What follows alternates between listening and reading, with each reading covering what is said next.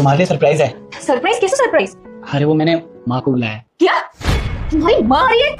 रुस्तम, साल में एक बार मेरा बर्थडे आता है और तुमने अपनी माँ को बुला के वो भी खराब कर दिया। अरे क्या जरूरत है तुम्हारी माँ को बुलाने की? मैंने तुम्हें बोला था क्या? सुमन ये कैसी बातें कर रही हो? तुम्हें तो खुश होना चाहिए ना कि तुम्हारे बर्थडे पे माँ आई है। अरे क्या खुशी यार, तुम्हें पता भी है तुम्हारी माँ जब यहाँ पे आएगी ना तो वो मुझे 2 मिनट की चैन की सांस भी नहीं लेने देंगी। कभी चाय बना दो, कभी घर का काम करो, कभी दवाइयाँ दो। अरे मेरे सिर में दर्द हो जाता है। सुमन तुम होश में तो क्या बोल रही हो? कुछ भी बोले जा रही हो। अरे वो माँ है, कुछ तो शर्म करो। रुस्तम तुम्हें समझ नहीं आता मैं क्या कहना चाहती हूँ? अरे मुझे नहीं टाइम स्पेंड करना था तुम्हारी माँ के साथ, मुझे सिर्फ तुम्हारा टाइम चाहिए था, तुम्हारे साथ वक्त बिताना था मुझे, लेकिन तुमने वो भी चौपट कर दिया। अच्छा एक बात बताओ, माँ हमारे साथ नहीं रहेगी तो किसके साथ रहेगी? और मुझे तो ये है। जो भी कह रही सच कह रही। मैंने अपने बर्थडे पे क्या क्या सोचा था, लेकिन तुमने सब कुछ स्पॉइल कर दिया रुस्तम। ये जो तुम इतना उल्टा सीधा बोल रही हो ना, एक बार अपनी पट्टी हटा के देखो कि सामने कौन खड़ा है। कौन खड़ा है मतलब?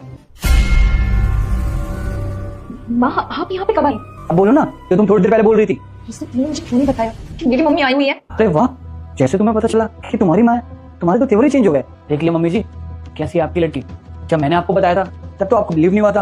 अब अपनी आंखों से देखने के बाद आपको विश्वास तो हो गया होगा। ये तो कुछ भी नहीं है, आपको नहीं पता कि मेरी माँ के साथ कैसा सलूक करती है। सुमन एक बात बताओ, आखिर मेरी माँ ने बिगाड़ा क्या है तो तुम्हारे दिल में मेरी माँ के लिए इतनी नफरत है? अरे मैं भी तो हूँ, मैं तो तुम्हारे मम्मी पापा की इतनी इज्जत करता हूँ, फिर तुम क्यों नहीं करती हो? और मुझे शर्म आती है कि मैंने तुम जैसी लड़की से शादी की। बदतमीज लड़की, मैं तुझे ये सब सिखा के ससुराल में भेजा था?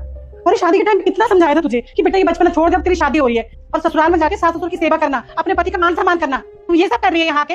नाक कटवा दी तूने मेरी अपने ससुराल में। अरे दमादी के सामने तूने मुझे शर्मिंदा कर दिया। कैसे खड़ी रहूं मैं इनके सामने? क्या बोलते होंगे ये कि कैसी माँ है और कैसी बेटी है उसकी? अरे दमादी को देख, वो कितने अच्छे हैं, वो जितनी इज्जत तेरी माँ की करते हैं तूने कभी नहीं की ना उनकी माँ की। और क्या कह रही थी तू कि वृद्धाश्रम छोड़ दो माँ को? अगर तेरी माँ को इस उम्र में कोई वृद्धाश्रम में छोड़ देगा तो तू सुकून से रह पाएगी क्या? अरे तेरे पापा ना सही कहते थे कि लड़की जाते इस पे रोक टोक लगाओ, थोड़ा इसे समझाओ। मैं ही पागल थी जो बार बार उन्हें कहती थी कि लड़की है 4 दिन हमारे घर में है, फिर ससुराल चली जाएगी, मत रोको टोको इसे रहने दो जैसे रहती है। आज भी समझ आ रहा है कि तेरे पापा सही थे। अरे अच्छा हुआ मेरे साथ नहीं आए हैं, वरना तेरा ये वाला रूप देख के ना उन्हें कुछ हो जाता आज यहाँ। मुझे पता है कि मैं कैसे खड़ी हूँ, मुझे इतना धक्का लगा है तेरा ये वाला रूप देख के।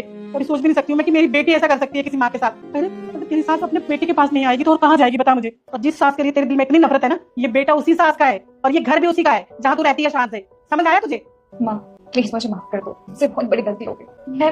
मैं मानती हूँ कि मैं इनकी माँ के साथ बुरा सलूक करती थी, लेकिन आपसे वादा करती हूँ आज के बाद मैं कभी ऐसे काम नहीं करूंगी जिससे आपका सिर नीचा हो या आपको शर्मिंदगी महसूस करनी पड़े। देख मुझे तुझसे कोई बात नहीं करनी। तुझे अगर माफी मांगनी है ना तो दामाजी से मांग, उनकी माँ से मांग, जिनके लिए तेरे दिल में इतनी नफरत भरी हुई है। और मुझे तो ऐसे घर में रहना ही नहीं है, मैं वापस जा रही हूँ, मैं कभी नहीं आऊंगी तेरे घर में दोबारा। नहीं मम्मी आप कहीं मत जाइए, वैसे भी मुझे मेरी गलती का एहसास हो गया, इसलिए प्लीज मुझे माफ कर देना।